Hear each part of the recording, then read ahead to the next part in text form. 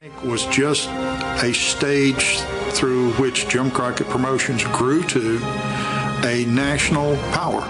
We were doing really well because we had TBS.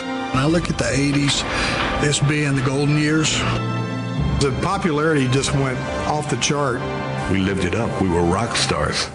I probably wasn't the businessman I needed to be. And the bills just piled up. If they'd stayed between Baltimore and Chicago, they'd still be in business. I didn't want to sell. If the sale hadn't gone through, we wouldn't have survived. I wanted to be number one. I made WCW the #1 wrestling company on the planet. He had ideas and visions. You really had to tune into the show to see just exactly what the hell I was going to do. The NWL was so hot, and the company WCW was so hot. Absolutely an unbelievably pinnacle time. It was phenomenal for a couple of years. Showtime! Bischoff is not a simpleton. I don't know if he was drunk with power or maybe just drunk, and everything started collapsing because of it. Well, now that we got that out the way, that was our bonus show. That was it, the rise and fall of WCW in a minute and 15 seconds. We told you we'd promise you a bonus show, and we got to 105 five-star reviews, and there you go. Harper, hit the tagline and get us out of here. Book it, bitch. You got swerved. How fucking awesome would that be if we actually would have did that? They're like, yeah, well, we promised it. Well, there you go. I think actually, let me tell you what that intro did for me, Doc, and I'll let y'all two weigh in. One, it pissed me off a little bit, and then, or two, it really did tell the whole story in a minute and 15 seconds. Yeah, book it, bitch. Book it, bitch. Let's get out of here. Doc, what about you? Any thoughts? When we hit 205, we can do ECW. We were running in a bingo hall. Everybody did a bunch of drugs. We got too big, too fast. Book it, bitch. You messed a couple things up. We fucked a bunch of bitches. We snorted some lines of cocaine off of some titties and some ass. What about that part? I like that part. I'm shame on me for forgetting the best part. You know, if you actually think about it, what was the difference between the Dallas Cowboys ring rat house and ECW? Lots of money, world championships, fame and notoriety. And 0 fucks. Lots of more black people. Okay. My point was cocaine was a common denominator. Yeah. But anyway, I'm not here to bag on ECW at all. I mean, actually, it was very entertaining for her. There was a time period where I think we all loved it. So we're going to get this shit on the road and show on the road because we got shit to do. I mean, Harper's got to go to church. Actually, no, he doesn't because he's got other shit to do.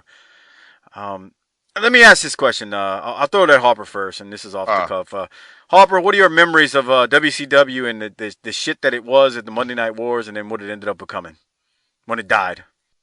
I've always pictured WCW when they first got that #1 slot. They were like Japan when they bombed Pearl Harbor. They're like, we got you. Ha, ha, ha. Fuck you. And then what happened? They awoke the sleeping giant, and the American military force crushed them. Then where in the fuck are they now? And that's how I pictured WCW when they had the NWO and Goldberg. For that little time, they were the hottest thing going, and it forced WWE to fucking take the shit seriously, and they help crush them. So are you saying that WCW makes WWE's electronics? No, because they're gone. They're dead. Unfortunately. Well, he's actually got a point there. They kind of came out hard, at least in the mid '90s, and they came out with some heavy artillery. Even though they technically started long before that, but still, he's got a point. I can see that analogy. And Doc, if you really think about it, Harper makes a good point because the only time it felt like that WWF/WWE took it real serious was during that time frame when they decided, when it was Austin 316 and The Rock and whatnot, and that shit just hit you upside the head, and WCW just couldn't compete anymore. I mean, it's the only era of WWF that we really love, isn't it, Doc? Yes. It's that last era where they were true superstars. Right. and not a brand, and not you. Because now you tune in. Well, not us, but the people tune in to WWE Raw on Mondays. They don't tune in to see. I don't know who the fuck's the champion right now. I couldn't tell you. Is it still Brock? I think it's Brock. Cause there's a 4-way at SummerSlam. Yeah, I think it is. So let's get this shit on the road. All right. So Doc, I'm gonna go through this kind of chronologically. I'm gonna hit on some points, and then I'll throw it at kind of both of y'all. Y'all tell me what y'all think, and then stop me. There are, I think, only like 3 or 4 timestamps that I have queued up that I'm gonna play. That kind of go along with the story being told. But I think we all know the story. There's a 6:05 time slot from, I didn't know this. It was all the way back to 1971 that they had that time slot at 6:05. Well, it was Georgia before anything else. So right. And it was Georgia before anything else. But it's something I found interesting. So early on the DVD, it talks about Ted Turner, Cable, and the 6:05 time slot. Again, they said they had it from 71. And then, you know how people talk about that hokey wrestling and whatnot, and how like wrestling gets a bad name and shit?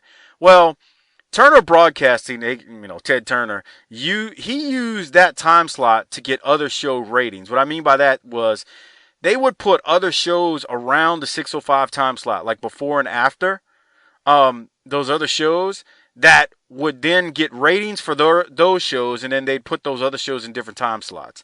So he used wrestling to build up other shows. Do you remember that from the special, Doc?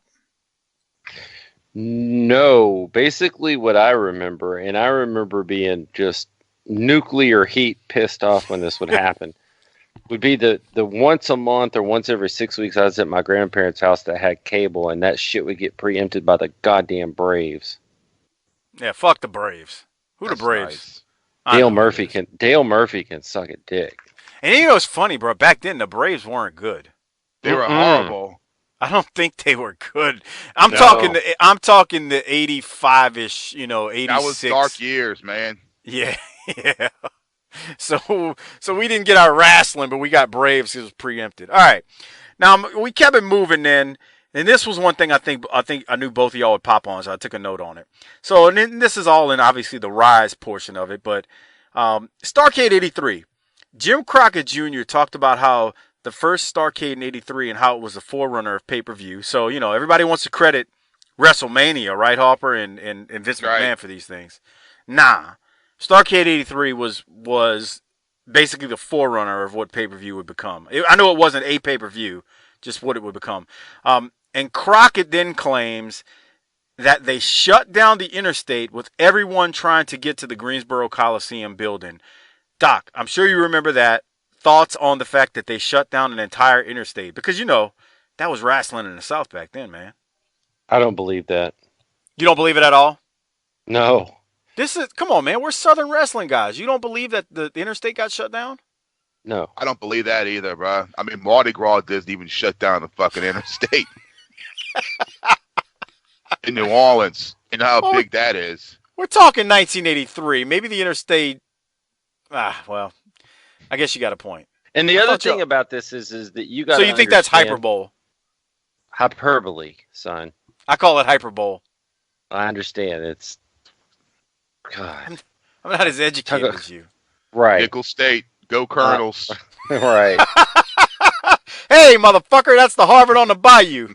Dude, that's kernels of corn instead of army kernels. Will you stop? No. My problem with this is I hate just about everybody that runs wrestling, and this shit made it worse because Jim Crockett Jr. messed everything up, and he admits it. And then later we're going to get into the Bischoff horse shit. So this, to me, this just did not paint Jim Crockett Jr. in a very good light, and thanks a lot. Well, you got to also remember who produced the video, too. This is WWE production. There was a line, and I don't know if it's in your notes or if we're going to talk about it. It's a little bit further on, but when he says I wasn't the businessman I need to be, I was like, huh. Yeah, he did say that. That kind of angered me a little. But I'm about to play a soundbite of a portion from this video where when we want to talk about why, ultimately, you know how like if you trace steps back to, you can go far back in time where there is a fork in the road of your life where you can be like, that is where, this is why we're at where we're at today. I believe what I'm about to play is the reason for that. And here it is. This is the Black Saturday segment when Vince got control of the time slot, and then they muscled it back from him. So listen to this, and then we'll talk about that, because this is a big thing to me. Paul Jones. There were several other people that, Jim Barnett, that owned Georgia Championship Wrestling, the stockholders. And Vince came in and got control of Georgia Championship Wrestling, which gave him control of the Turner shows. On behalf of WTBS, it's a pleasure to welcome the World Wrestling Federation. And so that was Black Saturday when he came in, and it was Vince McMahon. Thank you. It is indeed a pleasure to be associated with WTBS, and we promise to bring you the greatest in professional wrestling entertainment in the world today. Well, I thought it was a brilliant maneuver on our part, quite frankly. And if I could attack the cable audience at both ends, from USA Network standpoint and also from a Turner Network standpoint, which quite frankly I think Turner as a superstation then was probably in more cable systems than USA. So I thought that would be a great 1-2 punch straight away into the cable market, thus, into pay-per-view. I don't know how he got by with doing this with Ted. Vince, he calls Ted Turner and says, Ted, I'll give you $500,000 a year and provide you a sports entertainment TV show. So Ted calls Jimmy and says, Jimmy, you're off the air. And I bought Georgia Championship Wrestling right out from under, those who were supplying the performers, which was, in this case, the NWA, Jim Crockett Promotions. I didn't like it because he was on the station. I knew what it meant. If he's on syndicated shows, that's one thing, but on Superstation, that's another. At that time, Turner Broadcasting was America's station. Everybody knew TBS. I figured that was the end of us, because TBS gave you credibility on top of everything else. And everybody just was, phew, man, that's the end of an era. Smart business on his part. It made everybody stand up and take notice. Good to have you here, and I think you're going to find an audience here that's very warm to the talent you have and to the great matches. When they aired the product that they did, the fans went nuts. Fans got a sample today, and they're in for a treat. You got great action coming in the major cities of this country, and right here in Atlanta, part of it now with great action every single week on TV. He tried to change the TBS franchise, and it didn't work. And here on World Championship Wrestling this week, the Polish power Ivan Putski. I don't know what political strings were pulled, but in a very short period of time, Ted wanted out of our contract, which was a handshake. And I had a falling out with Ted. And so let's find some sort of amicable way in which we can get out of this. And we did. Crockett Jr. calls Vince and says, I want my TV station back. What's it going to cost me? We ended up paying Vince $1 million for the contract to run the TV at TBS. So I didn't suffer any. I probably made a few bucks, along the way. At that time, too, Vince was looking, he wanted to do WrestleMania. That was around the first time at WrestleMania. So basically, we bought it and paid for WrestleMania. You heard what I said about forks in the road at the beginning, Doc? So, yeah, our beloved Southern Wrestling paid for WrestleMania, which I already knew this before I watched it, before anybody Well, said, you got a lot of things there. Vince explaining how brilliant his move was. It was quite brilliant on our part. Yeah, I mean, why don't you just fucking whip your dick out and start stroking that bitch in front of the fucking camera? What happened, I believe, was that Southern wrestlers didn't want to see a bunch of Northern ethnic stereotypes and see Tito Santana and Iron Mike Sharp or whoever get it on. They wanted to see Ole and Gene Anderson, damn it. Pretty much. Yeah. I've talked to... Go ahead, Hopper. Sorry. Imagine being a fan, sitting there turning it on and like, who in the fuck's this guy? I was about to say that. I have heard from people who listen to us who fucking love the goddamn NWA show. I mean, they love the Smoky Mountain one, but they love the NWA show. They love us going through the Saturday nights. I mean, I can't even tell you. Even when y'all insult them, they're like, we love this fucking show. And there's a few who have told me they were watching on July 14th, 1984 when Vince popped up, and they were like, what is this fucking bullshit? Give me my fucking Southern wrestling with the black ropes and the NWA banner. And when you look back at it now too, see, I can see the video as it was playing. It's still to this day, even though it's this is a long time ago, 33 years ago. You still look at that and you see Vince's name and Vince in front of that old World Championship Wrestling banner. You're like, fuck this shit. I've said this to you before, though.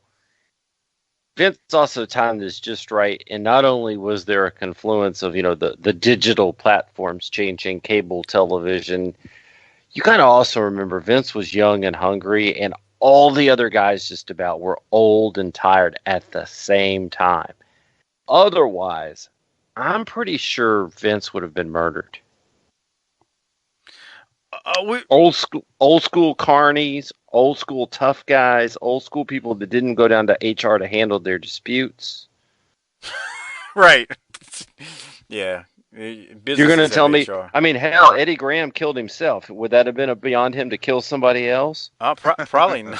It's probably not. That's nice. So, but, Vince, and they end up buying it back from him, and that funded WrestleMania, and now here we are.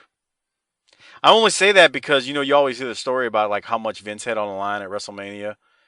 Well, he had a lot on the line, but would he have even been able to put on WrestleMania without making money off of stealing World Championship Wrestling from Ted Turner, and then the Crockett's being able to get... Yeah, come on, dude. This is his production. That's just his way of covering it up, making it look like his competitors paid for it when he really went to the mob and got his funding. Oh, shit. Allegedly. That's an inside joke, too. Well, Doc claims to have a source who said that to him once. A source? Yeah, that's what he claims. No, I mean, no, this person claims that Vince is in bed with the mob. Isn't that the exact words we were told? Something like that. Like that. Yeah, Vince sold his soul to the mob. Like, literally, this is what we were told by this person. Now, again, allegedly, we're not reporting that as news. This person, this person has told us that. And we're like, yeah, okay, whatever.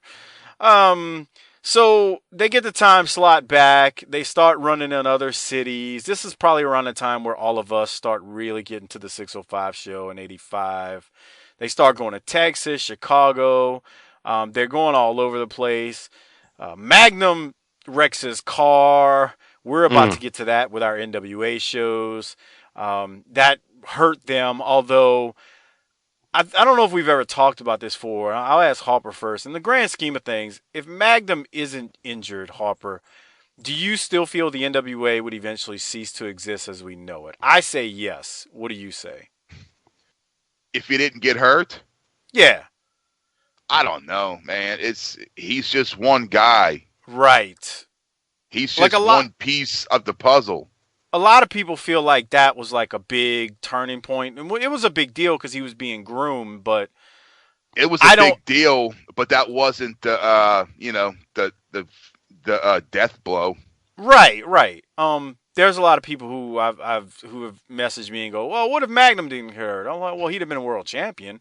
No doubt about that, but I don't know if I still think the landscape was changing, and I still think they have the same problems they end up having later on down the road. And, let's be real. They were winning Monday Night Wars for a long time, too, long after Magnum was injured.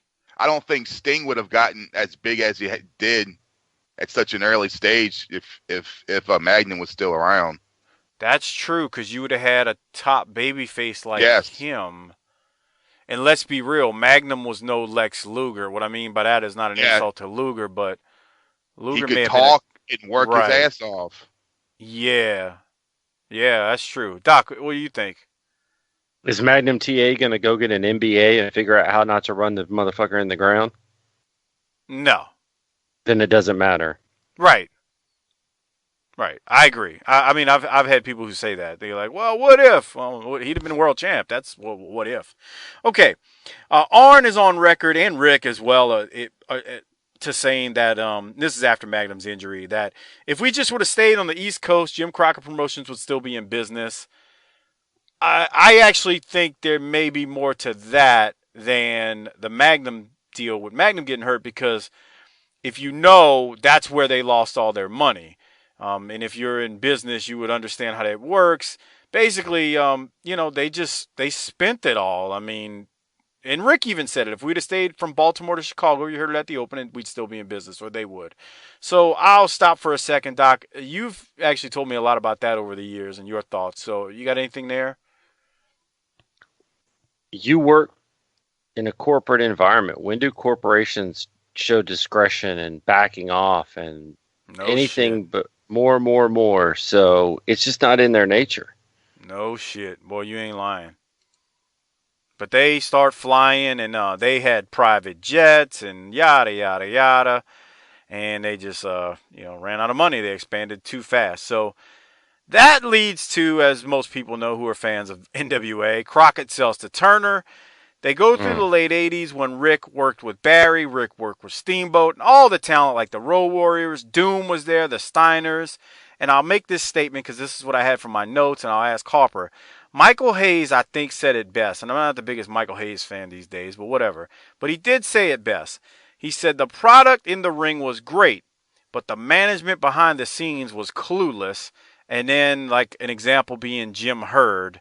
But to be fair, even Dusty couldn't help them during the late 80s because of the corporate people being clueless. What I'm saying is, Herd fucked a lot of shit up, but even Dusty had trouble running things because, you had those corporate cronies behind him. So, I don't know, Harper, I'll throw it to you first. Hayes said the product was really good towards the late 80s, but the mismanagement was there. You watched more of the late 80s than Doc and I did. Would you agree with that? I would definitely agree to that, man, because when you watch those old Halloween Havocs and everything, it's like, man, this is good shit with, Mr. Wonderful and fucking Steamboat on Steiners. There. Yeah, Steiners in their prime. Yeah. And fucking Doom. Doom was badass. I forgot how badass Doom was till I started watching their stuff recently. I was like, man, they were like a black Legion of Doom. They were. Yep. Yeah, I agree. And the product was fucking great, but it just seemed more. I guess it's like a generic version of the WWE. You know what I'm saying? Like it's like a WWE was like the Kellogg's Frosted Flakes, and they were the Great Value brand from fucking Walmart. Still good, but there was something still missing. Good, but it ain't Kellogg's Frosted Flakes. And it was because of the mismanagement. I mean, Hayes said it best. I agree. Doom was badass, man. Ron Simmons and Butch fucking Reed were Jesus Christ. And I mean, if you're from the South like we are, Harper and I watching Butch in Mid-South, Butch was fucking awesome there. So, I mean, I agree. In the late 80s, there is a lot of fantastic stuff there, but still mismanagement was killing them. Doc, I want you to go back and look at this. At minute 34 of the documentary, there is a clip. Jim Herd and Tim Horner are in the same clip. Wow. I was like, if there's ever two fuck ups as much as these two. Oh boy. Yeah. Horner went home that night and told his wife, "Man, I talked to the big boss. They got big plans for me. I'm going straight to the top." Okay. So then it leads into Bill Watts comes in the 90s. Hayes said he thought Watts would be a breath of fresh air, but Michael Hayes said even he was wrong. Watts took away the mats on the outside, which that wasn't a big deal for me. But I did think when he brought in that, I remember this, when he brought in that DQ over the top rope, I thought that was kind of dumb, but whatever. That was a mid DQ. I mean, coming off the top rope, like if you did a move off the top rope, not being thrown over, but you went to the corner and came off. That was a DQ in Mid-South. That worked in the early '80s. I don't know if it was going to work in '91. That It just wasn't. Also, and Doc, I know it's been a couple weeks now since you watched it and we're recording this, but they show 6 weeks. Jesus, they show a few Smoky Mountain clips from when Smoky Mountain came into WCW when they were showing the Watts segment. I don't know if you remember that. Did you remember seeing that? Not only that, but we're getting ready to get into that in our Smoky Mountain stuff, like in the next couple of shows we record. So yeah, hell yeah, brother. Yeah, so they show those clips on this documentary of like Dr. Tom and Stan and Cornette and the Heavenly Bodies in Mid-South with the Rock and Roll Express. And you mean WCW? What? Right? What do you mean WCW? You said Mid-South. Yeah. I mean, they show, when I say Smoky Mountain clips, I mean, they show the Smoky Mountain guys. You wouldn't know unless you watch Smoky Mountain. You would think you're just watching a WCW documentary. You said Mid-South. You are. Oh, I said Mid-South. I'm sorry. Okay. So they show all these Smoky Mountain guys. It's the bonus show for our show, but I know you're already thinking about your Brian Last show. It's okay. That's nice. So right. they show all these Smoky Mountain clips during that segment, but whatever. So Watts doesn't last long. He's out the door because, it just ain't working for him. Because he called Hank Aaron the N-word. Well, I mean, you notice how they conveniently omitted that from the... What exactly did he say? That was so horrible. I don't even remember. I just know I don't remember exactly. I just know it was he was out the door. It didn't seem like he was there long. Doc will Google it while I'm doing this. All right. I'm popping pandas, pal. Oh, okay. After that, they bring Bill Shaw in. He's smart enough of a businessman to lean out the wrestling people. And then we get Eric Bischoff, Doc, who comes in. Well, hold on. I thought a pivotal point here, as you start to get into if we're ever going to save this thing, the real tragedy was after Watts didn't work out, Bill Shaw seemed like, by the accounts that we get, like he could have been the guy to run it the right way, but his time wasn't very long there. That's what I was about to say. Yeah, I agree.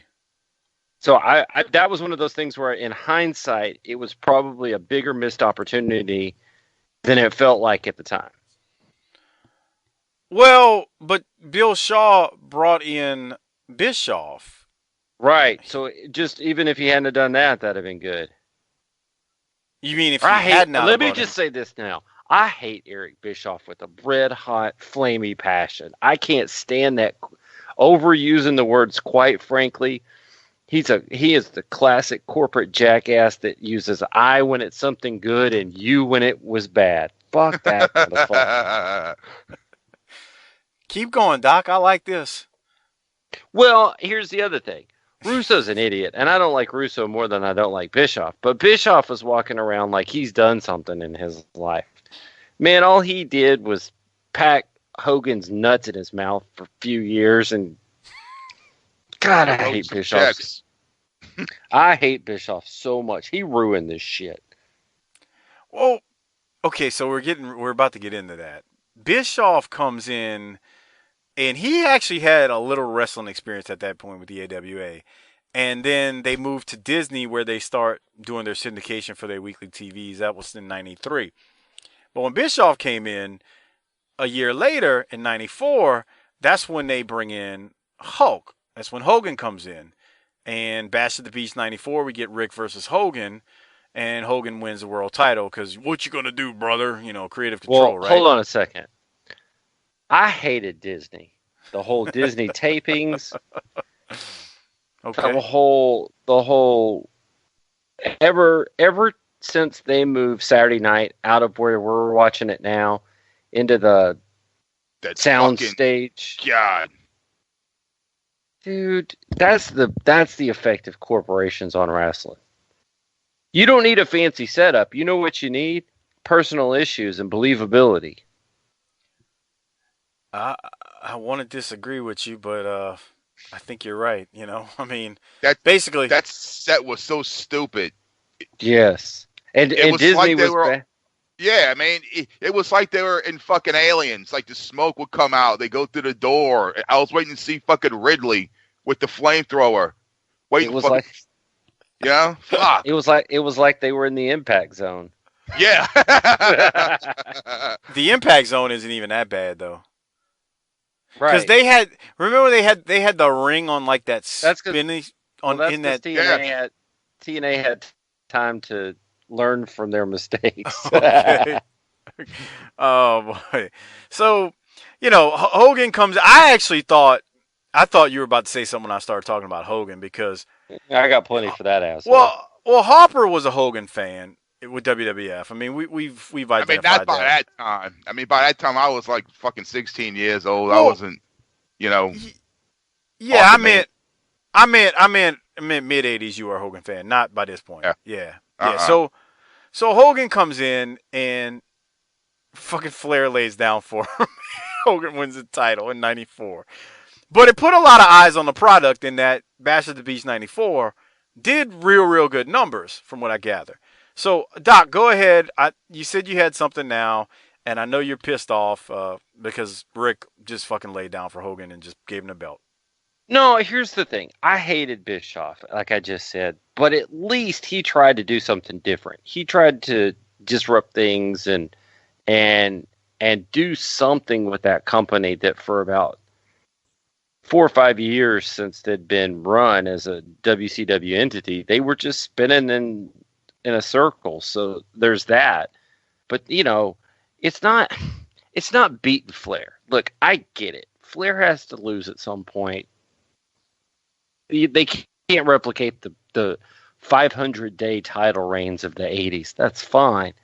It's the having to make him look stupid for about 15 or about 7 straight years that bothered me with all of it.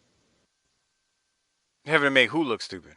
Flair. They put him in a dress around that time and having him attack. The first match was career, so he's got to retire. Man, Rick should have just told those motherfuckers, fuck you, and left. They did make him like a comic relief guy almost. Yeah. It was very corny. That's Ric Flair, dude. Early 90s, though, wrestling, we forget how shit was going through that fucking stupid phase with all the colors, like, just not in Smoky Mountain. Not in Smoky Mountain. The colors were the colors of the Confederate flag, pal. Well, that's true. But early 90s wrestling was just weird. So I don't know, man. I will say this. When Hogan did sign with WCW, it did raise eyebrows and it put more eyes on the product. And that wasn't a bad thing. Because what that did was it got him going in the right direction. Me and Gene came in, Macho Man, Bobby Heenan. They all end up in WCW and they still had tread on the tires. I mean, a lot of them, they were still rolling. So, we think about the Monday Night Wars. If you don't plant those seeds, there is no Monday Night War because they don't have the stars to compete at that point. And WWF was still fucking cartoonish at that time. WWF wasn't rolling at that point. I mean, they still had their cartoon shit going. So, anyway, we get past that, and then Eric Bischoff tells Ted Turner in a meeting that he wants 2 hours of primetime TV. Now, Doc, you and I have been in corporate America for a combined 35 years. I am going to, I wish I had the timestamp for it. Bischoff, because I would play it. Bischoff talks about how it goes down where he convinced Ted to have that, I guess, time slot. And he's like, they're in this big corporate meeting. Do you remember that part of it? I'm like, dude, no. There's no way it went down like that. I'm not trying to oversell what I do on my straight job, on my shoot job, but I sit in rooms with millionaire businessmen from time to time, and they're not going to be much different than the corporate suits that ran wrestling. So, what do you got for me? No, they're no different. Right. So I'll tell you. You said you wanted me to weigh in on something. What do you want me to weigh in on? I'm looking for the timestamp of it. I didn't write this down, and I wish I did. But basically, Bischoff, fuck, I wish I had it on me. Basically, what happened was that Jane blew Ted earlier, like woke him up with a blowjob, so he was in a good mood. He got to the office, nothing bad happened. Bischoff happened to get in there when nothing bad was happening. Ted was like, "Oh, I remember that wrestling helped me when the Braves sucked, so here's some TV time." Eric makes it sound like when he went to Ted, it was just like, move some stuff around for him. No. Ted said, I think, Eric, what do we need to do to compete with Vince McMahon? And Eric's like, I was not prepared for that question, but I did what any good young businessman would do, and I came up with something on the fly and told him, give me 2 hours of primetime TV.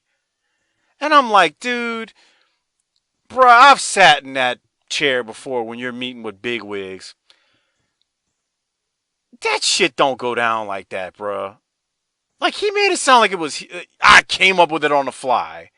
I just don't see it. He was shooting way. from the hip. I guess, bro. So anyway, I wanted to ask you that, Doc, because you've been there and you've been in those meetings and whatnot. Okay. So we keep it moving now, and then I'm going to play it. Now I do have a soundbite from Bischoff. Now watch this be the one that I want, and I just wrote the stamp down wrong. But this is Bischoff. I think it's him talking about giving away live results, specifically because, they were running live, WCW, and WWF was, tape delayed. Or not tape delayed, but, in a can, taped ahead of time. So here it is. And I want you to hear some of the whininess here in the unwritten code that Michael Hayes is claiming too. So here it is. Divide the audience. My network at the time tended to skew a little older anyway, so I thought, go after a demo that WWE isn't going after. Monday nights became wrestling night. So I thought, okay, here's what I'll do. I'll make a list of every way possible I can be different than the WWE. Their tape, I'll be live. Which gave me a great idea one day. I thought, okay, people don't know what's going to happen on my show, but we can tell them what's going to happen on the competition. We are live. We are not like the World Whining Federation, which is a taped, canned show. Happened a couple of weeks ago. Let me save you some time and put your remote control down. The RuPaul impersonator, the transvestite Goldust, defeats Savio Vega, regains the Intercontinental title. Yawn. Mankind defeats Aldo Montoya, Bigger Yawn, and Vader defeats Fatu. Oh boy. There was a number of things that they did that were against the rules at the time. There was always an unwritten code in our industry, and they were breaking it on a weekly basis. Eric had an edge. Hold on, bro. I got to stop. I ain't no Bischoff fan either, Doc. He broke an unwritten code. What the fuck you think Vince McMahon did when he went and shut down the territories? Vince does some whining about this later, too, about the Jesus NWO. Christ. Yeah, really, huh? But here's the thing. Here's what Vince does this as well as anybody, but all these rich businessmen do it. If I fuck you, I'm the smartest man alive. If you fuck me, I'll sue you. I'm glad you said that. That's business in 101 right there. That's how they all think, every one of them. And I think, hold on, let me see if he mentions that here. Harper, were you going to say something while I was screaming? I never understood why they did that, because now it makes me want to change the channel to go see that shit. Well, and that ends up being one of the things that happened when they said when Mick Foley had Mankind defeated The Rock for the world title. Right. Like, it made That's a big deal. That's something to watch. Right. So they did say that. That actually what you're saying did happen later on. I think Vince says something about suing at this point. So let me play. Hold on. Let me catch the rest of this here. It's about another minute. Way of looking at things. He looked outside the box. I literally did everything that I could do to be different. Their characters are very animated, very cartoonish. I'm going to make mine very real. I'm going to have my guys using their real names. Their storylines are very animated and cartoonish. My storylines are going to be reality-based. Steve Dahl was trying to get an offensive going. Wait a minute. But what the hell is going on here? What are you talking about? Look here. Well, what the hell? Wait a minute. What's with this? Wait a minute. Wait, we need security here. Nitro at the time was beginning to get some traction. The numbers were growing. Revenue was growing. The company was growing. You know, we needed some fresh faces. So when I found out that Scott was available, I talked to Scott. You know who I am. But you don't know why I'm here. I went to Vince McMahon, who's the boss, and asked him if I could improve my situation with the company. I didn't want to leave, and at that time Vince, felt no. He couldn't accommodate me in the way I wanted to be accommodated. Not again. Look, you hit. Man, relax, man, relax. You started it. You want to go to war? You got a war. You started it. We gonna finish. What do you mean we? You're coming up with this we You know stuff who, again. I don't man. see You it. know who. Hey, did Daddy Warbucks, he get his money yet? Guys that came down from Hold on, I got to play that part. My bad. New York, the Hogans, the Halls, the Nashes, those guys had the business experience. They were asking for some sort of guaranteed contract because that's what they were offered by Turner's organization. This is where the big boys play, huh? Look at the adjective, play. We ain't here to play. They had to have something that was a guarantee. I was against it, didn't give guarantees, just gave opportunities at the time. So I had to do what I thought was best for me and my family, and I accepted an offer from WCW. All right. Can you imagine a company signing a contract? Go ahead. Bischoff says he wants reality storylines. Glacier. I mean, there's always an exception to. Right.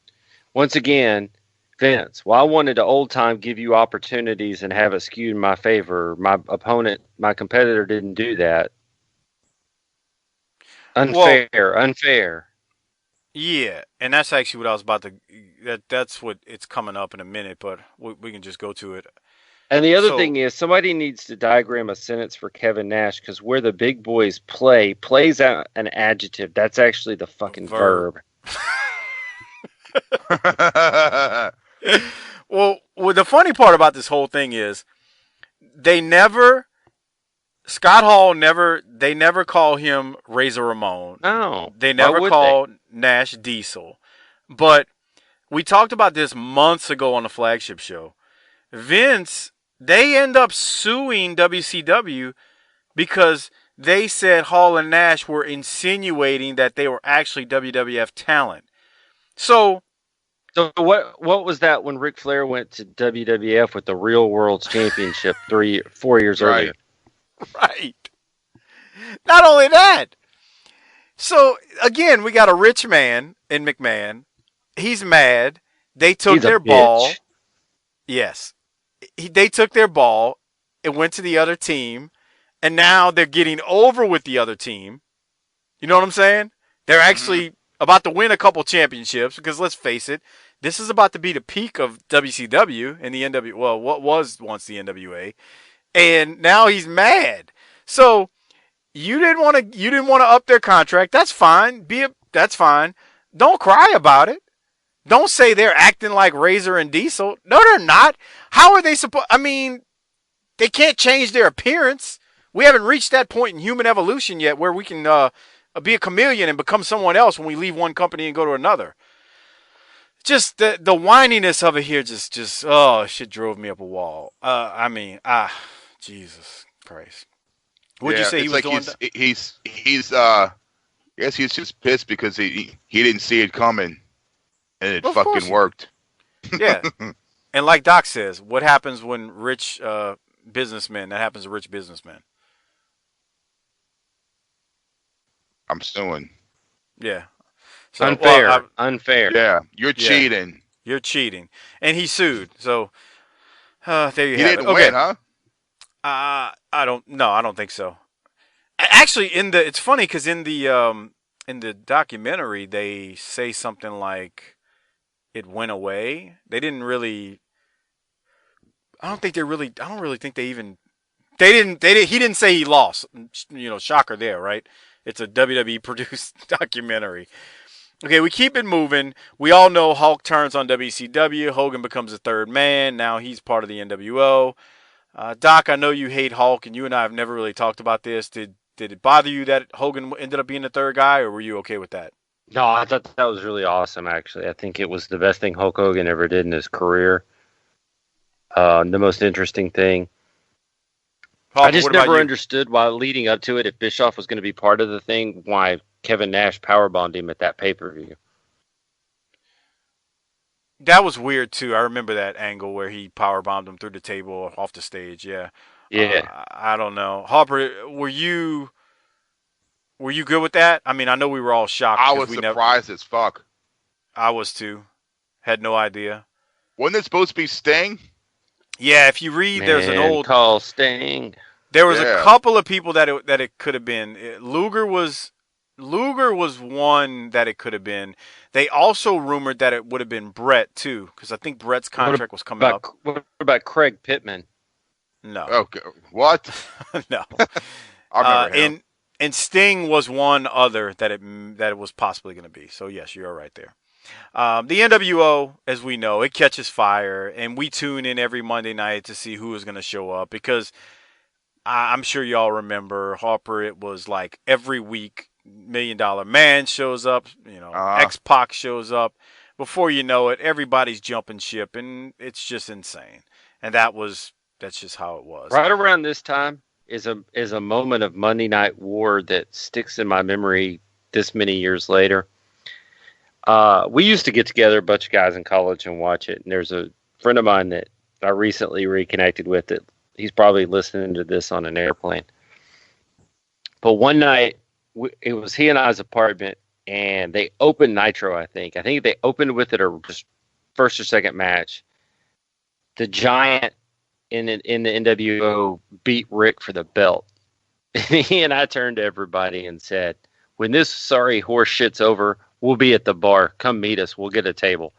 And we just left and said, fuck it. This is some horse shit. So even back then, we were marks for Rick, and just him losing the belt like that was unacceptable. Oh boy! Well, Giant won the belt on his first night out. Something like that. I don't know. It's some horseshit then. It's some horseshit now. Okay, Doc, for a Southern wrestling company, you are doing a lot of shitting on WCW. I mean, this is actually the good part of it. Was it? I have in my notes that for me, WCW quit being fun in like 97. Well, we're still in 96 when Hogan hits the scene. But I know, but they were treating the Horsemen poorly, right? Oh, the Horsemen, yeah. Yes. Yeah, they were shitting all over them. Right. Yeah, the Horsemen by this point, it was All right. They talk about the cruiserweights in the documentary. Just real quick, Harper, what did you think about the cruiserweights during the WCW time? And let me remind you, this was probably most people's first viewing of Mysterio, Chris Jericho, guys like that who, would go on to have stellar careers. I actually thought the cruiserweights were just treated badly for the most part. Malenko was one of them, Eddie Guerrero, undercard guys that actually did a lot of the work, but weren't paid shit from what I gathered. So, Harper, your thoughts on the cruiserweights?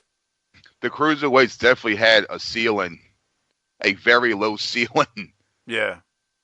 To where they can get in a company, and it's still like that to this day. It's just, it's a side act. Yeah, it is. That's all it is. It's a side act. WWE isn't doing them any favors either, and they've got actually some very talented cruiserweights right now, and people, former ROH stars and former indie stars, and they just they don't do anything. I have a note that the night that Kevin Nash tossed Mysterio into that trailer like a dart, it killed Mysterio's career for me to this day. I can't I couldn't take him seriously. The fact that he beat the Giant in WWE is their problem. That night, I was like, because I had seen Mysterio in Psychosis, I think it was, or Guerrero. ECW. It was in ECW. It was Psychosis. And I was blown away because guess what? ECW would make things, hide the negatives. Well, the negative is that Kevin Nash picked him up real easy and threw him, and it looked like even I could maybe do it. Mm-hmm. Well, he did. I mean, he threw him like a dart. That's for damn sure. But that was the NWO getting over. That was the NWO trying to be the badasses. But it is what it is, Well, not trying, but being what they were. And I mean, they were on fire at that point, Great. Well, we get to Bill Goldberg. And okay, hold on. I have a note about him. What? And I wanted to do it at the beginning. You know what Bill Goldberg is for me? Oh, shit. I'm listening, and I'm really scared. Bill Goldberg is an English-speaking Nikita Koloff for me. Will you stop? I can't stand Bill Goldberg either, so there you go. I hope Steven Regal shows up at his house tonight and ties him up again. Jesus. I'm kind of shocked because I thought, I'm not a Goldberg fan. I especially wasn't a Goldberg fan earlier this year, whenever the hell they did the thing with Goldberg and Brock, and Goldberg winning in like no time, beating Brock in 45 seconds, whatever it was. But Flair even said on the documentary that Goldberg was a good idea. At least he thought it was. Well, and Arn says Goldberg was he was their version of the Rock, Stone Cold. But the difference was, unlike Rock and Stone Cold and Hogan, those guys could all talk. I mean, I don't like Hogan, but he can talk. Goldberg didn't talk, so you didn't get that. You didn't get any lift off of that. Well, You just said who's next. Right. Great. I don't. To me, I was fine with Goldberg not. You know what? I'll say this too. Gilbert entertained me more than Goldberg. And I'm not, and people are going to think I'm just saying that to whatever. I'm being 100% honest here. You're so full of shit right now. No, I'm not. You're so full of shit. No. Oh, boy. Okay, well, let's agree to this. Goldberg, while you may not have liked him, Harper, did you enjoy him, or did you think it was... The thing is, he was the only true organic thing that came out of WCW during that time. Yeah. Because everyone else, like Hall and Nash, they were ex-WWE guys. I liked Lenny Lane. And he was made by them, by WCW. What's wrong with Buff Bagwell? Yeah. Disco Inferno. Alex Wright. American males. Christ. Johnny B. Bad. Here's my thing. I wasn't. I didn't hate Goldberg. I wasn't a big fan of the whole Goldberg thing, but I will say this: how bad, Doc, did they fuck it up? God damn, they fucked it up. When they gave it away on Monday night. When they gave Goldberg versus Hogan away on Monday night in front of 40,000 people with a 3-day build, how bad was that? You heard about that, right? Now, I'm one of these guys that can't just fuck something up. I got to fuck it all the way up. Go ahead, you tell Doc, them, buddy. Wait, No, Doc, you were talking over it. Let's get the full effect. Now, I'm one of these guys that can't just fuck something up. I got to fuck it all the way up.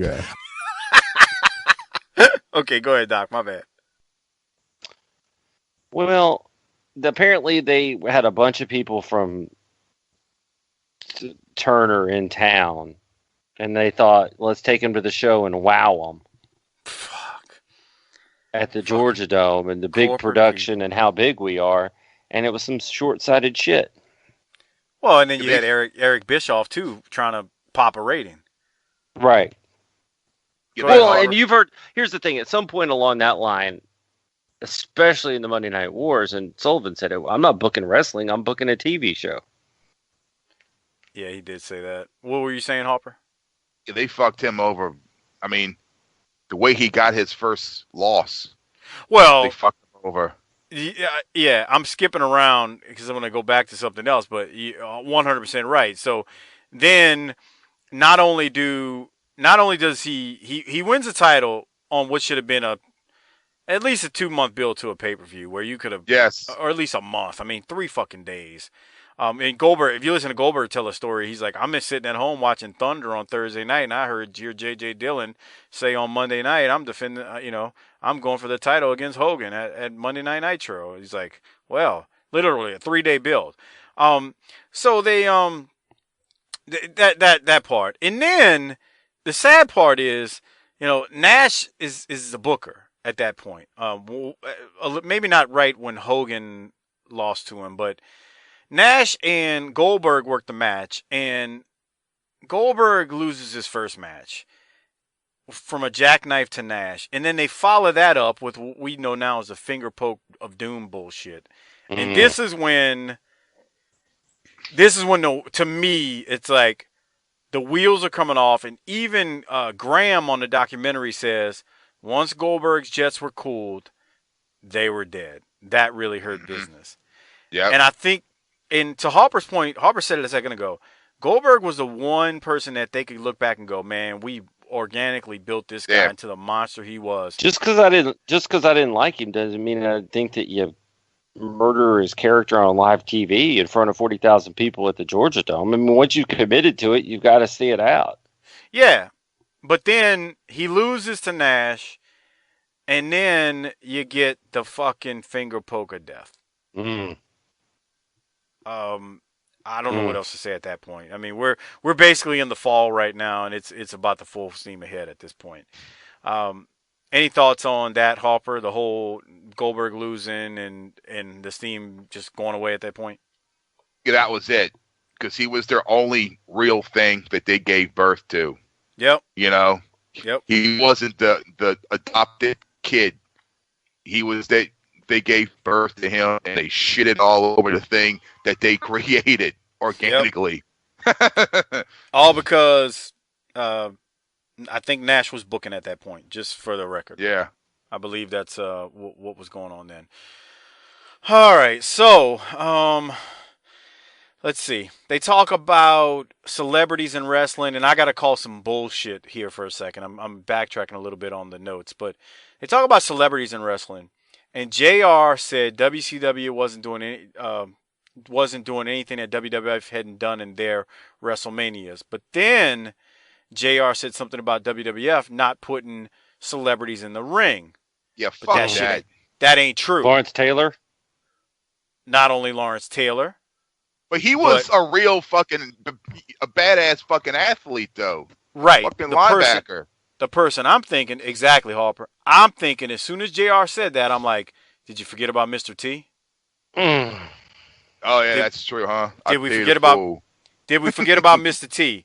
When the worker and the Carney motherfucker that was in the ring with him, Roddy Piper, to his death, to almost to the time he died, was like, I didn't like it. I didn't want him in there with us. This is our business. And so to that point, my problem with the Malone and Rodman thing is that ultimately that goes back to our theory of whether it's that jackass Machine Gun Kelly that Kevin Owens power bombed, or it's Kane power bombing or Tombstone and Pete Rose, or whoever it is. They need to get driven through the mat. And what it really highlighted for me is that part of WCW's problem after you kill Goldberg is that Jeff Jarrett and DDP are nice pieces. They are quality wrestlers, but they can't be top guys. And then when Jay Leno gets in the ring, it is you're now on the doorstep of David Arquette. Yeah. Jay Leno was a fucking joke. Yeah, shitting on everything that's ever happened prior. Yeah. Yes. I can deal with Rodman and Malone.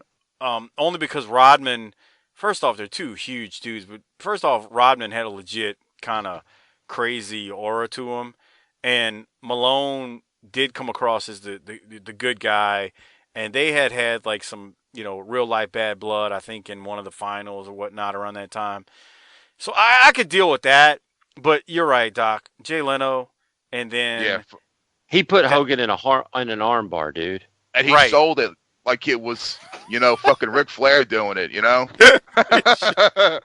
He sold the fuck out of it. Chris Jericho during the documentary is like, I'm sitting there watching it, and they show Jay Leno who's got Hogan in an armbar, and he's got him in this armbar for like a minute, and I'm going, what the hell's he doing? And So let me ask you this. Hold on. Do you think? Hold on. And Jericho says, I know what they're doing. On the front page of the New York Times, I can't remember if it was New York Times or what, there's a picture. They were trying to get the money shot. They were trying to get a good photo of Jay Leno having Hogan in an armbar. What the fuck? So do you think, Mike, that I am a more athletically fit and capable person than Jay Leno? Oh, yes, 100%. Okay. So and I'm not, I do look like White Lashley, but that's okay. No, he doesn't. But I am a fairly fit, average 43-year-old guy I played some sports. So what would happen, you two guys, if I just decided to drive down to New Orleans next Wildcat show and decide I'm going to put Luke Hawx in an arm bar in front of 1,000 people at Meisler Middle School? They would start laughing. And so the point is, Luke would be like, Mike, what the fuck? Who's this fucking idiot? And this fucking idiot out of here. And then I'd have to like pull up my sleeve and show him that my arm's just a little bit bigger than his. Yeah, okay. But what I'm saying is that a real wrestler ain't selling that shit. Nope. Because I'm not another wrestler. And Jay Leno looks like such a goddamn. He looks like the human. He looks like the human version of the Stay Puff Marshmallow from Ghostbusters with that big puffy head chin thing. Looks stupid in there. Just utterly ridiculous. At least Rodman and especially like Karl Malone was cut for. I mean, Malone was a chiseled dude as a basketball player. So I mean, they're awkward and all that, but at least they can stand there eye to eye with people and be somewhat. They're athletes, right? I mean, they're athletes. So yeah, Kevin Green, yeah, Bongo. It's not my cup of tea, but at least it's not just discrediting and just taking a big, hairy, meaty brainstem in there somewhere shit on it. Right, exactly. Yeah, so that it starts just tail spinning, and then any other thoughts, Harper? Before I keep going. No. So then we get Halloween Havoc 98. It goes off air because they ran too long and they had to reimburse thousands of pay-per-view customers. When it rains, it pours. Right. So then that happens, and you got it's a shit show.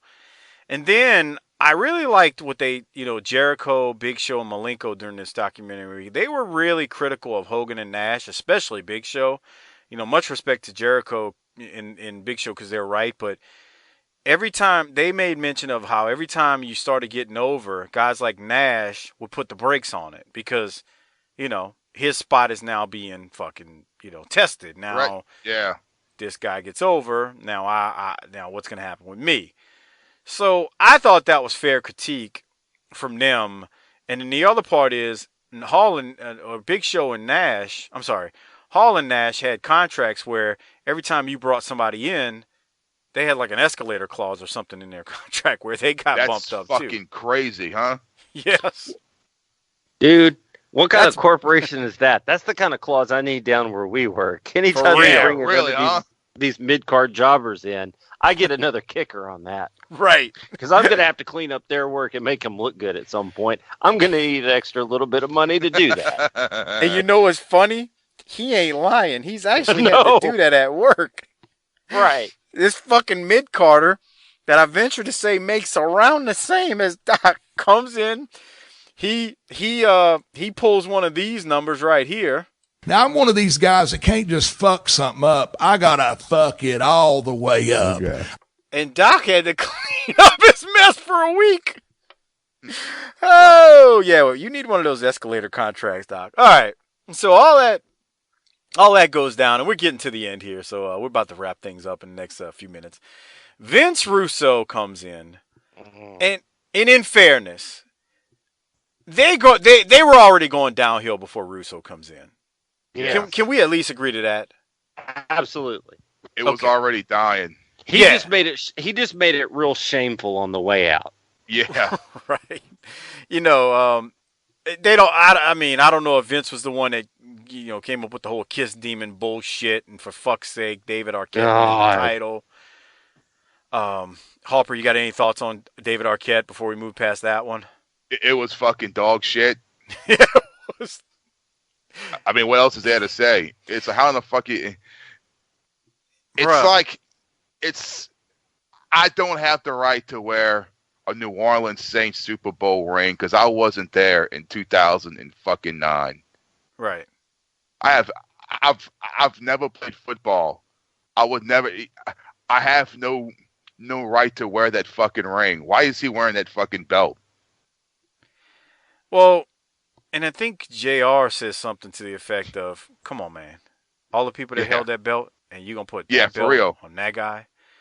I have a soundbite of just the whole Russo and that whole bash at the beach where Jeff Jarrett took a dive and Russo goes, "Oh my God!" That's when I said, "Fuck this shit." Yeah, me too. I said, "Fuck this," and I remember a friend of mine, Randy, had the box that had the fucking chip in it. Yeah.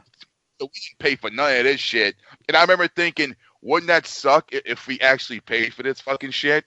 Can you imagine if you paid $40 for that shit that day? We got exactly what in the fuck we paid for.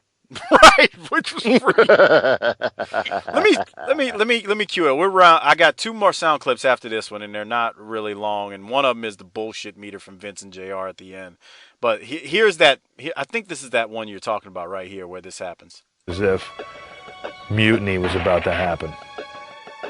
As much as you won't admit, Madden, you knew that Hogan would make it back here to Bash of the Beach.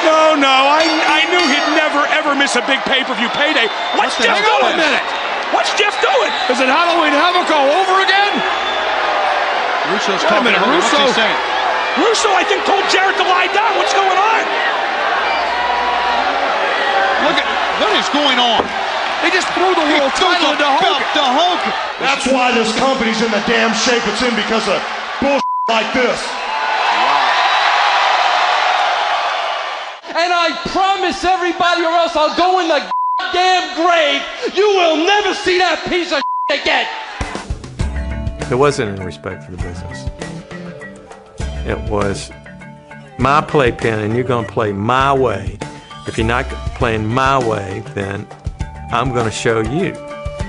And this was the attitude of so many people. And it was wrong. It's not just the salaries they were getting. It's the lack of effort they were getting because everybody was me, and there was no we. And there is no way that you cannot be unified, striving to achieve the same goal and expect to be successful. There's no way. I am the chosen one.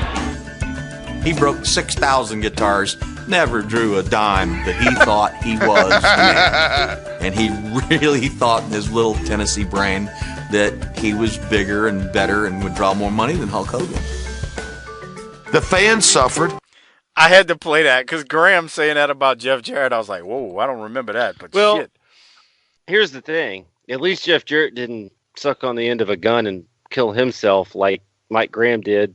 Like his daddy did too. Oh, come on, Doc. Wow. I just feel the need to defend Jeff Jarrett. I don't know why. Oh, Jesus. Suicide runs in their family. When you make Hogan a sympathetic figure, you're really scraping the bottom there. Also, though, Hogan pulling politics and bullshit for years and years and years, and then cries when it goes against him. It's just like Vince screwing everybody over, and it's smart when I do it, and when somebody else does it, that's no fair. You do have a point there. That is true. That goes back to that old when one rich guy does it to another. Well, no, he finds a way to justify it, but when it happens to you, I can't justify. How many times did Hogan squash good business by saying that doesn't work for me, brother? Yeah. Well, but I got to go back to what Harper said. It was that moment that I was like, man, fuck this shit. I don't know, though. Jeff Jarrett did do one good thing. He introduced us to one of the great cut down lines of all time when he called people slap nuts. Yeah, that's good. That is good. But I mean, I'm with Harper. I watched that on a free cable box, and I was and Harper. I said the same thing you said. I was like, You "Fuck, two better I'm hope glad this- I didn't pay for this shit." You two better hope the statute of limitations on your thievery is run out. Well, it wasn't my cable box. Yeah, Right. It was Allegedly. a friend of mine, Randy, and he eventually it was his box, and he eventually went to UL Monroe, and so I had to buy my own goddamn bootleg box. I was like, "You fucking asshole! You fucked me over." I used to come home and watch the fucking Spice Channel. God damn, that shit was like Disney World. Saying you jerking off like crazy. Bam. Did you wipe the box down after? He said, "Bam!" I was thinking DDP, self high five. Yeah, pretty much.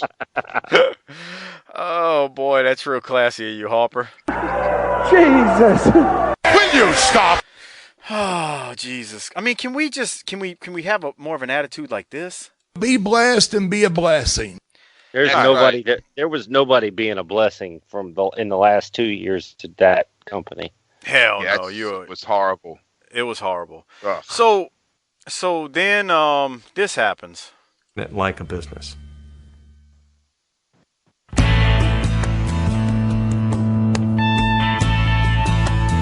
It says AOL Time Warner merges. The overall demise of WCW was a result of several factors.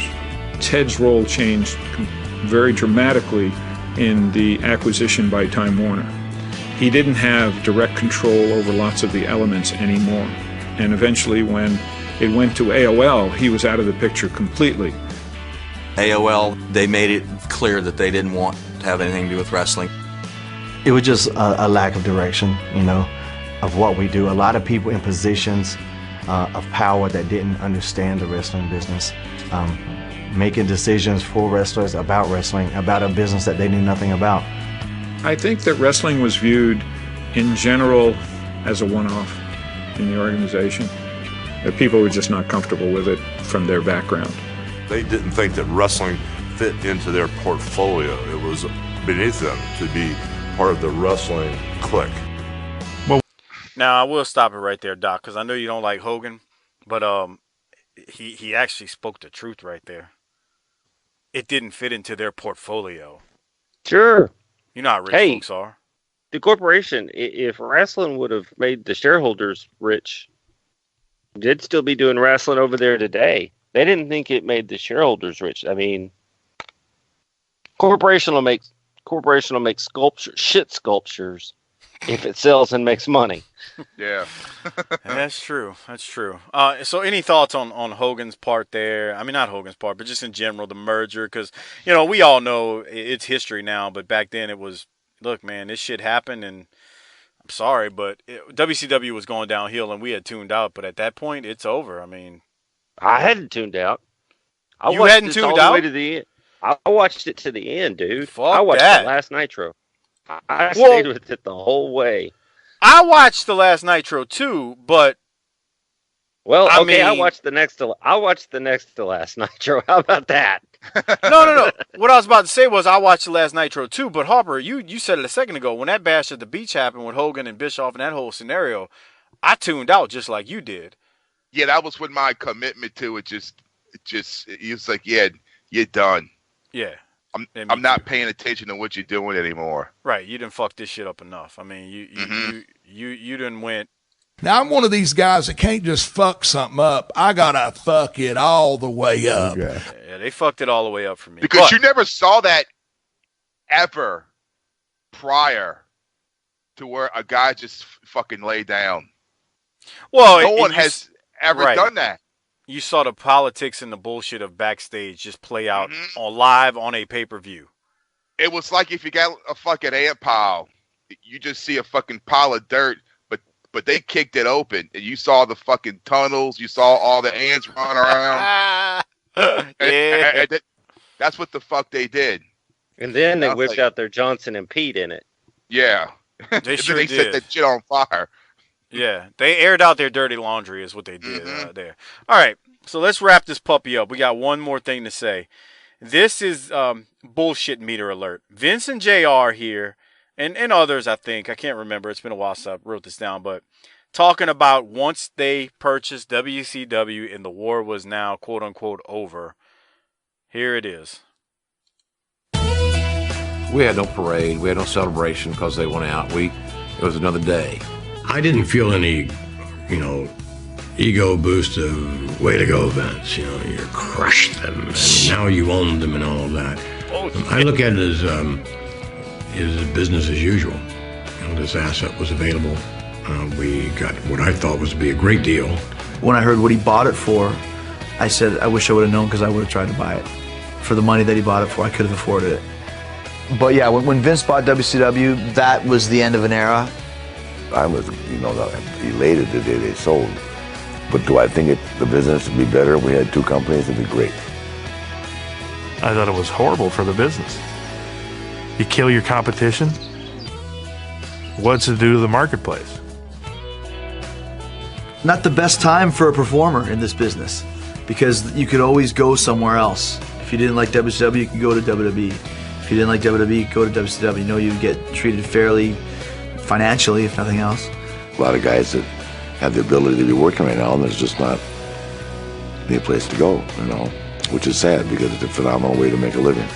The business was prospering much more so when WCW was going head-to-head with WWE. All right, I stopped there because Goldberg hit the nail on the head. Yeah, but you know what? It was prospering a lot more than that when you had 30 places to go. Well, yeah, well, we can thank Vince for shutting all that shit down. But let's go back to the point of this whole thing here. JR said we didn't have no parade. Okay, that's a figure of speech. Of course, we know you didn't have a parade. Vince said he didn't celebrate. What's that bullshit meter alert on, Doc?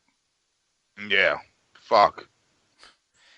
You know good and well they were in there whacking each other off. Celebrating. I ain't trying to say they were fucking, having an orgy in the office, but they were celebrating. Come on. Do you believe that, Doc? They didn't celebrate? No, here's the thing. In some weird way, I could see a scenario where he's right. Bischoff is a wannabe Vince. Vince is the real deal. Whether you like him or not, Vince is the real deal. And for a guy like Vince, sometimes I do believe that the chase is better than the catch.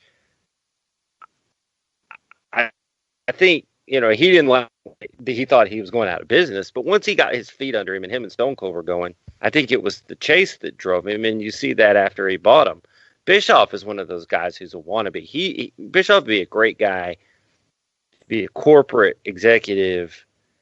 He'd be great, successful, but never lead anybody to really do anything. Vince leads those guys to do stuff. You're trying to impress the big man down at WWE. I get the sense that maybe Vince it was more like, because I don't think Vince thinks of. They didn't get on Vince's radar until they were going to put him out of business. Vince wants to do his thing, so I don't know. I kind of believe him. I like Vince. He's a good guy. Now you're playing. Okay, all right. Harper, any final thoughts after hearing that? And first off, was he lying? Are they lying? Did they celebrate? Fuck yeah, they celebrated. They're doing backflips. Couple 8 balls, maybe some smoke up, Johnny. Yeah. There you go. Yahtzee. Yeah. Baby's got a pot roast. So. Yeah, you damn right about that. Yahtzee. Yeah. Yeah, I say. Baby's got a pot roast on. That's right. God damn it. She's got a pot roast on. All right, Doc, final thoughts, man. We're wrapping up now. Anything from the rise and fall and now what we're left with? Because that's the sad reality of this. We don't have a viable competition anymore. ROH and TNA are not viable competition at this point.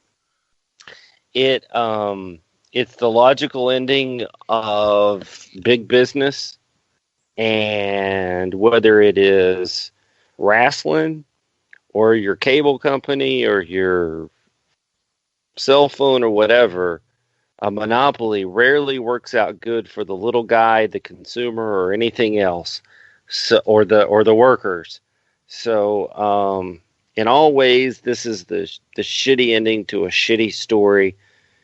And I wonder, going all the way back to when we started a while back with what Rick said, because, you know, noted businessman Ric Flair, if they'd have stayed in their backyard, could they have kept it going? Well, but see that a whole bunch of stuff happens then too, because what happens if they do stay in their backyard, that means that it stays in possession of the Crockett family. That's right. And never goes to Turner. I mean, they would stay on Turner's network, but the funding, they never have the money troubles that they end up having. Like once they get into later. Yeah. I'm, which in turn, they are kind of then still kind of like Vince at that point, but even then they're still going to grow probably because, I mean, Vince, WWF is a family business, so WCW still would have been a family business. It just would have been owned by Crockett, you know, versus the WWF or WWE, which is owned by the McMahons. So, yeah, maybe so. I don't know, but it sucks, man, because you don't have two big companies anymore. Let's quit watching wrestling. Well, we have. We only watched the whole shit. Yeah. Oh yeah. I mean everything though. Let's this is the last show. Okay. All right. So that's Doc's final thoughts. Any thoughts from you, Hopper, or that's it? You're done. I mean, they killed off Pepsi. That's Coca-Cola killed off Pepsi, and now the only other option besides that is fucking Royal Crown and fucking Big Shot. That's it. That's what happened. Yeah. Exactly. We know Big Shot root beer might be good, but the rest of it's kind of like, eh. Mm-hmm. That's what happened. And we're left with nothing. So that's it. We're out. This was the bonus show. Thank you for the 105 5-star reviews. We appreciate it. We will do another one once we get to 210. That'll be a little while. So rank us if you're out there listening to us for the first time. Next, Hopper. we should do one. No, we're going to do one. The rise and fall of Mike Mills' hairline. How about that? Yahtzee. You know what? I just got to play this soundbite for something because WWE makes me mad these days. But yeah, just one thing I want to tell WWE. It ain't that fucking hard, guys. We ain't building a rocket. We're getting guys over in a fake fucking business. So stop. Now, I'm one of these guys that can't just fuck something up. I got to fuck it all the way up. Okay. Please stop fucking it up. And please do this for us. Be blessed and be a blessing. All right, everybody. Hopper, this is going to air. I mean, I'm going to put this up this week. I mean, I may do it tonight if I have time. So plug Wildcat. September what coming up? September 2nd. September 2nd, like 2017. High School. Right. Wait, where at? Grace King High School in Grace Metairie. King. Okay. I wasn't sure. I get confused, man, between Grace King and Meisler. So Grace King, September 7th, Wildcat Sports. Be there. It's that simple. Be there or be a dork. And if you're listening to this, consider becoming a patron. tinyurl.com/BTC patron. It's a great way to support the show. If you want more content, go there and become a patron. Follow us on Twitter at BTT_podcast. Hardbody Hoppers at CJH Houdat. I'm at Mike504Saints. Facebook, it's facebook.com/booking the territory. Click the shop now button. Go buy some t-shirts from our Pro Wrestling Tee store. And then lastly, if you missed any of the links that I mentioned in this show, check the show notes. They're all there. There is even a way to donate to us if you don't want to do the monthly recurring patron episodes or further patron episodes via our patron link. You can donate one time if you'd like. But other than that, I don't have anything else. I'm tired. I'm tuckered out. Hopper, hit the tagline to get us out of here. Book it, bitch.